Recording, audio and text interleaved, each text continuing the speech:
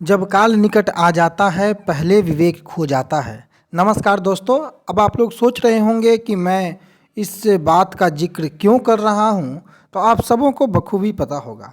आज सुबह से जो एक बवंडर चला है, जो एक भूचाल सा आ गया है शिक्षक अभ्यर्थियों के बीच में, आखिर वो क्यों आया? कहाँ से आ गई बीए और बीएड की चर्चाएं? कहाँ चली गई 60 और 40 के रेशियो?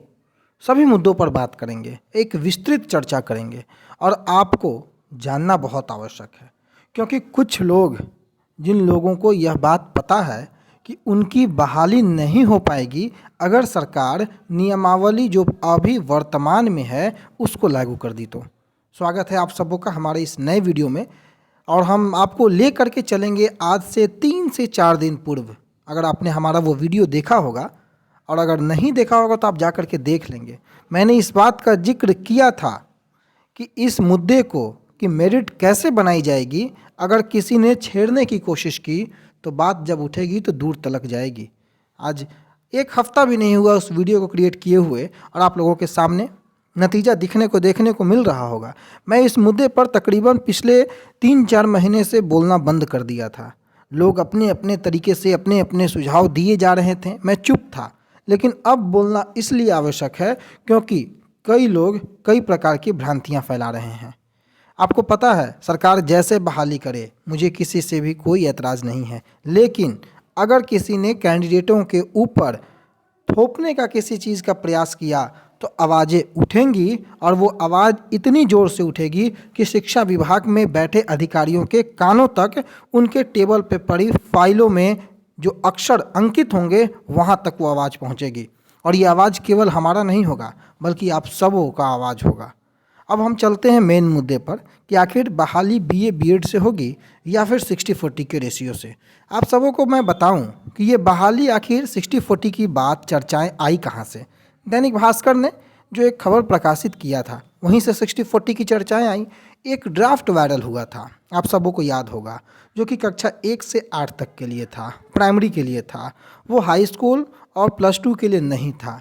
लेकिन उसी कच्चे ड्राफ्ट को अगर शिक्षा विभाग ने आगे बढ़ाना होता तो मुझे लगता है कि वो ड्राफ्ट का वायरल हुए तकरीबन 4 महीना से ज़्यादा का समय बीत चुका है। शिक्षा विभाग उसके बाद ना जाने 20 कैबिनेट की बैठकें कर लिया, लेकिन अब तक उस ड्राफ्ट पे मुहर नहीं लग पाई। क्यों नहीं लग पाई? क्या कुछ कमियां थीं? ज़रूर थीं। अगर शिक्षा विभाग मुकम्मल 60-40 के रेशियो पे मुकम्मल था तो उसको पास क्यों नहीं किया? कारण आप सोचिएगा और उन लोगों से ज़रूर पूछिएगा जो प्रोफेशनल ठग महोदय फिर से इस उधेड़ बुन में पड़े हुए हैं कि कैसे लोगों को लूटा जाए। शायद पैसे कम पड़ गए होंगे या कोई अन्य कारण होगा, मुझे नहीं पता। लेकिन जब से 60-40 का रेशियो दैनिक भास्कर ने प्रकाशित किया, तब से हम सभी के जुबान में 60-40 नामक शब्द आया। उसके पहले कोई नहीं जानता था। मैं टेक्निकल बिंदु पर जाऊं उसके पहले मैं आपको बता दूं कि 60-40 की कोई ऑफिशियल अनाउंसमेंट अब तक है? तो जवाब होता है नहीं। 60-40 की कोई ऑथेंटिक दस्तावेज है? तो जवाब होता है नहीं। 60-40 की नियमावली आई है? तो जवाब होता है नहीं। तो जब सारे सवालों का जवाब नहीं है, निगेटिव है, तो फिर हम क्यों चर्चा करें 60 और 40 की? वर्तमान में जो नियमावली रन कर रही है वो उस नियमावली में बीए और बीएड के आधार पर बहाली होती है। सरकार इस बार बहाली की प्रक्रिया में बदलाव करने वाली है, जिला कैडर बनाने वाली है, पंचायतों की भूमिका, नियोजन इकाइयों की भूमिका को नगण्य या समाप्त करने वाली है। सेंट्रलाइज ऑनलाइन रूप से आवेदन आगे बढ़ाए जाएंगे, इन बातों की चर्चाएं हैं। लेकिन क्या कभी भी आप अधिकारियों, मंत्रियों के माध्यम से यह सुना है आपने कि हम किसी भी प्रकार के चयन की प्रक्रिया में बदलाव करेंगे? जवाब होगा नहीं। आपने किसी भी अधिकारी के मुख से इस बात को पब्लिक डोमेन में कहते हुए सुना है कि हम चयन की प्रक्रिया में ज़बरदस्त बदलाव करेंगे? जवाब होगा नहीं। शिक्षा विभाग, और मैं इस बात को लेकर के चुप था कि शिक्षा विभाग ने अगर नियमावली में जरा सा भी छेड़छाड़ करने की कोशिश की तो भूचाल तो अभी आया नहीं है, आना अभी बाकी है। अगर आप यह सपना देख रहे होंगे कि शिक्षा विभाग अपने तरीके से जो नियमावली है मनगढ़ंत कुछ लोगों को खुश करने के लिए या कुछ लोग डोजियर के माध्यम से शिक्षा विभाग को खुश कर देंगे, तो ये बातें कहीं तक भी स्टैंड नहीं कर पाएगी। आगे भविष्य में आपको पता लगेगा। लेकिन हमारा ये कहना था, और मैं शुरू से इस बात का पक्षधर भी हूँ कि 100% एस्टेट अंक के साथ बहाली नहीं हो सकती है। मेरी बात को पुनः आप ध्यान दीजिएगा, और डे 1 से मैं इस बात को कह रहा हूँ कि 100% एस्टेट अंक के साथ बहाली नहीं हो सकती है। कई कारण हैं, मैं उन कारणों पर आने वाले समय पर जाऊंगा। लेकिन जो अभी वर्तमान में जो प्रक्रिया अपनाई जा रही है बहाली की, उस प्रक्रिया में जो दोषारोपण किया जा रहा है कि बिहार में डिग्रियां तो खरीद ली जाती हैं। मैं ये नहीं कहता कि बहाली आप कैसे करो, मेरा यह मानना है कि शिक्षा विभाग, बिहार सरकार ने ही वो नियम निकाला था, बीए और बीएड के आधार पर बहाली या फिर एकेडमिक अंकों के आधार पर बहाली, और उसी एकेडमिक अंक के आधार पर बहाल हुए कई लोग आज उसी का विरोध करते हैं। तो ये बात कहीं से नैतिकता के आधार पर भी शोभा नहीं देता है। अगर जो लोग उसका विरोध करते हैं वास्तविकता में सच्चाई और वास्तविकता में बहुत सही होता कि वो लोग इस्तीफा दे देते अपने पद से, तब उस बात का विरोध करते तो ज़्यादा शोभा देता। लेकिन एक और उसी आधार पर बहाल होने के बाद उसी आधार को आप काटते हैं तो यह शोभा नहीं देता है। लेकिन अगर आप मुझसे मेरा स्टैंड पूछेंगे तो सरकार केवल बहाली करे, कैसे करे मुझे इससे फ़र्क नहीं पड़ता है, लेकिन जो वाजिब होगा तरीका, वही तरीका को अपनाया जाना होगा। किसी के माध्यम से कई कुछ जो ग्रुप्स हैं उनके माध्यम से डोजियर दे देने और टेलीग्राम ग्रुप में और व्हाट्सएप ग्रुप में चर्चा कर लेने से शिक्षा विभाग नहीं चलती है। शिक्षा विभाग नियम और कानून से ही कानून को बनाएगा और उसी कानून के अंतर्गत बहाली भी करेगा। सवाल एक और उठता है कि ये मेरिट और नॉट मेरिट का मुद्दा जो कि खत्म हो चुका था, फिर से क्यों जन्म दिया जा रहा है। सिंगल बेंच से आपने मुंह की खाई, डबल बेंच से आपको पटकनी दिया गया, फिर भी आप मेरिट और नॉट मेरिट का मुद्दा को भूले क्यों नहीं हैं। ये कैसा मेरिट है जिसे कोई भी न्यायिक प्रक्रिया में जाने के बाद उस मेरिट का नामो निशान मिट जाता है।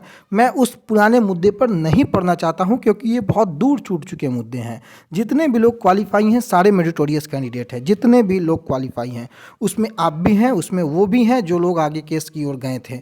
लेकिन अगर आपने फिर से मेरिट और नॉट मेरिट का मुद्दा उठाने का प्रयास किया, लोगों को फिर से मेंटली हैरास करने का प्रयास किया, तो यकीन मानिए आप सही नहीं कर रहे हैं। हम लोग नोटिफिकेशन को भूल चुके हैं। क्यों? क्योंकि कुछ लोग नोटिफिकेशन की चर्चा करना बेईमानी समझते हैं। हम नियमावली की चर्चा क्यों करते हैं? नियमावली तो वर्तमान में 2020 की नियमावली वर्तमान में भी है और सरकार को ये तय करना है कि सरकार बहाली कैसे लेगी। एक कैंडिडेट को तो सिर्फ नोटिफिकेशन की मांग करनी चाहिए। नियमावली आएगी, हम लोग खबरें बनाते हैं, हम लोग खबरें दिखाते हैं, हमारा दायित्व है कि हम हर एक खबर को दिखाएं। नियमावली में कौन से सुझाव दिए जा रहे हैं, नियमावली जनप्रतिनिधियों को कब दिया जा रहा है, ये हमारा कर्तव्य है कि हम उस खबर को आप तक दिखाएं।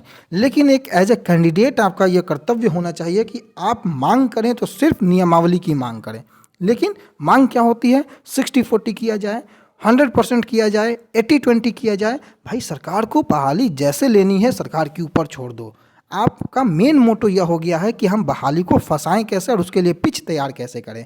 और इसलिए सुदूर इलाके में बैठ करके एक जॉब आपके हाथ में है, सिक्योर है, सिक्योरिटी है, उसके बाद आप ये सारा बवंडर रचते हैं जो कि बिल्कुल अशोभनीय बात है। अब हम आ जाते हैं कि जो मैंने पोल करवाया था, आज से ही नहीं साल भर पहले से मैं लगातार पोल करवाता हूँ कि बहाली कैसे होनी चाहिए। जो प्रदेश प्रवक्ता एक संगठन के हैं, उन्होंने आज स्पष्ट रूप से कह दिया था कि बहाली पुराने एकेडमिक के आधार पर होगी। तब से ये भूचाल आ गया और जो लोग सकते में थे, मैंने कहा था कि छेड़ना मत उस बात को, वरना बात उठेगी तो दूर तलक जाएगी। केवल शिक्षा विभाग में आप ही के लोग नहीं बैठे होते हैं, शिक्षा विभाग में कई अन्य लोग भी जाते हैं, जानकारियाँ उन्हें भी होती हैं और जिन्हें जो जानकारी होती है उसी जानकारी को वो आगे बढ़ाते हैं। तो उससे परेशान नहीं होइए, बल्कि उसका तार्किक रूप से जो तर्क है वो दीजिए, उसको काटिए कि नहीं आप बोल रहे हैं तो गलत बोल रहे हैं। अब हम देखिए, आज से 8 महीना पहले भी मैंने एक पोल कराया था कि बहाली में स्टेट मार्क्स को आधार बनाकर आगे नियुक्ति सही है या गलत है, कि एकेडमिक को हटा देना चाहिए। आपकी स्क्रीन के सामने 8 महीने पहले का कम्युनिटी टैब में जाकर के आप देख लेंगे। 56% लोग जो थे उन्होंने 4,500 में ये वोट किया था कि नहीं एकेडमिक रहना चाहिए, एकेडमिक नहीं हटना चाहिए। क्यों? क्योंकि जिन लोगों का यह कहना है कि बिहार में एकेडमिक में जो डिग्रियां हैं वो बिकती हैं, खरीदी जाती हैं, उन्हें यह भी देखना चाहिए कि इस बार जो सीटेट का पेपर हुआ है उसमें ज़बरदस्त धांधलियाँ हुई हैं। और ये धांधलियाँ क्यों हुई हैं? क्योंकि 60 और 40 की जो खबरें चल रही हैं, इन्हीं खबरों के बीच सारे लोगों ने जो अपने अपने षड्यंत्र थे, हथकंडे थे, उन हथकंडों को अपनाकर अपने मार्क्स बढ़ाने का प्रयत्न किया ताकि आगामी प्रक्रिया में 60% की वरीयता सीटेट के अंकों को मिलने वाला है। तो क्या आपने एक बीज नहीं बोया धांधली का क्या आप उसके सूत्रधार नहीं हैं? इस बात का जवाब कौन देगा? कौन देगा और क्या करेंगे वो कम नंबर वाले लोग जिनके सीटेट में मात्र 90 नंबर होगा या 82 नंबर होगा? क्या उनकी बहाली आप कभी होने दीजिएगा? यही सबसे बड़ा सवाल है। और आज भी मैंने वो पोल करवाया है, अभी से 50 मिनट पहले का। आप जा करके कम्युनिटी टैब में देखिएगा। सीटेट में ज़बरदस्त धांधली के बाद बहाली 7वें चरण की कैसे होनी चाहिए। तकरीबन 60% लोगों का ये मानना है कि बहाली बीए और बीएड के आधार पर होनी चाहिए। जब सरकार बहुमत पर भी बनती है तो जवाब बहुमत का क्यों नहीं कंसिडर किया जाना चाहिए? सवाल यह है। इसका मतलब यह नहीं कि मैं बहाली कैसे हो इसके पीछे मैं पढ़ने वाला हूँ।